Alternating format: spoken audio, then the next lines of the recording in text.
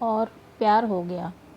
विशाल अपनी बहन की शादी में जाने के लिए शाम को 7 बजे दिल्ली रेलवे प्लेटफॉर्म पर ट्रेन के आने का इंतज़ार कर रहा था।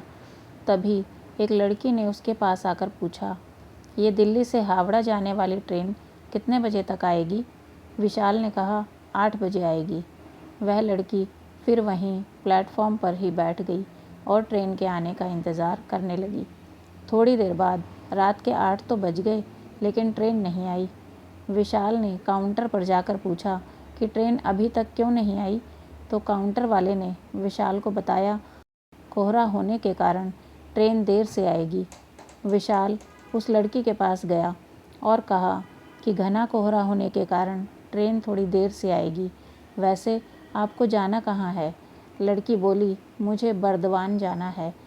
विशाल ने कहा, मैं भी कोलकाता जा रहा हूँ अपनी बहन की शादी में। दोनों ट्रेन के आने का इंतज़ार करने लगे। दिसंबर का महीना था और ठंड काफ़ी ज़्यादा थी। विशाल ने देखा कि वह लड़की ठंड से खुद को सिकोड़ रही है, तो वह 2 चाय लेकर उसके पास गया और बोला, ठंड थोड़ी ज़्यादा है, क्या आप चाय लेंगी? लड़की ने चाय ले ली और थैंक यू कहा। दोनों चाय पीने लगे। विशाल ने कहा, मेरा नाम विशाल है, आपका नाम क्या है? लड़की बोली, मेरा नाम वृंदा है। अब रात के 11 बज गए, लेकिन ट्रेन नहीं आई। विशाल ने वृंदा से कहा कि चलो हम वेटिंग रूम में जाकर बैठते हैं, यहाँ ठंड भी बहुत लग रही है। दोनों वेटिंग रूम में जाकर बैठ गए। थोड़ी देर बाद वृंदा सो गई। विशाल की आंखें वृंदा को ही देख रही थीं। वृंदा की खूबसूरती और उसका मासूम चेहरा देखकर विशाल के दिल में कुछ होने लगा। विशाल ने खुद को संभाला और वृंदा की तरफ से अपनी नज़रें हटा ली। रात के 2 बजे ट्रेन प्लेटफॉर्म पे आई।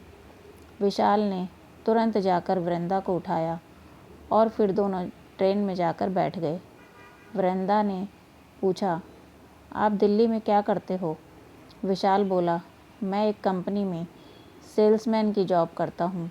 और आप? वृंदा ने कहा, मैं अभी दिल्ली से होटल मैनेजमेंट की पढ़ाई कर रही हूँ। दोनों एक दूसरे से बातें करने लगे और बातों ही बातों में वृंदा ने विशाल से पूछा कि क्या आपकी शादी हो गई है? विशाल ने मुस्कुराते हुए कहा, नहीं, अभी तक तो नहीं हुई। वृंदा बोली, आपकी कोई गर्लफ्रेंड? विशाल ने कहा, नहीं, मेरी कोई गर्लफ्रेंड भी नहीं है। वैसी कोई लड़की मुझे मिली ही नहीं। वृंदा बोली, कैसी लड़की चाहिए आपको? ज़रा हमें भी तो बताइए। विशाल ने कहा, बिल्कुल आप जैसी। वो बोली, मेरे जैसी ही क्यों?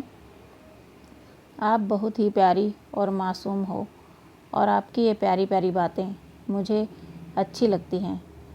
वृंदा बोली, अच्छा जी, ये बात है, तो चलिए अब आपके लिए कोई मासूम लड़की हम ही ढूंढेंगे।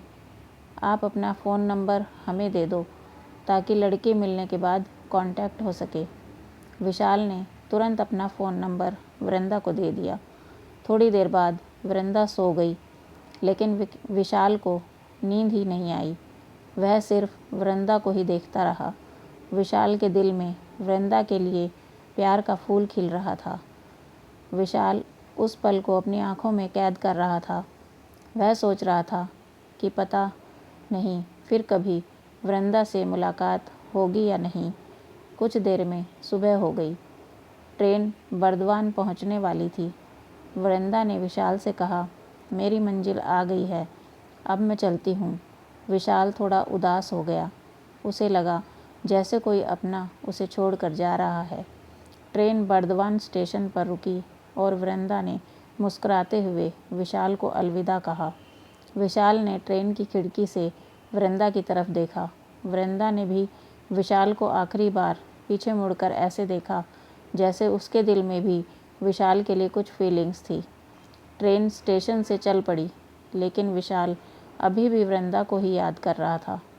कुछ समय बाद विशाल के फ़ोन पर एक मैसेज आया जिसमें लिखा था, तुम्हारे लिए लड़की मिल गई, उसका नाम तुम फ़ोन पर पूछ लेना, ये उसका फ़ोन नंबर है। विशाल ने तुरंत उस नंबर पर कॉल किया। वो हैरान हो गया जब वृंदा ने कॉल रिसीव किया। वृंदा बोली, तो कैसी लड़की लगी आपको? विशाल की खुशी का ठिकाना न था। कहा, बहुत बहुत अच्छी लगी। वृंदा बोली, तो शादी करना चाहोगे? विशाल बोला, जी हुजूर, बिल्कुल करना चाहूँगा। वृंदा बोली, तो आ जाइए बर्दवान। अब तो विशाल खुशी से झूम उठा। उसे उसकी सपनों की रानी जो मिल गई थी। विशाल घर पहुंचने तक वृंदा से ही बातें करता रहा। दोस्तों, अगर आपको यह कहानी पसंद आई हो तो please like, subscribe and share my channel शिक्षा बाई स्टोरी। धन्यवाद।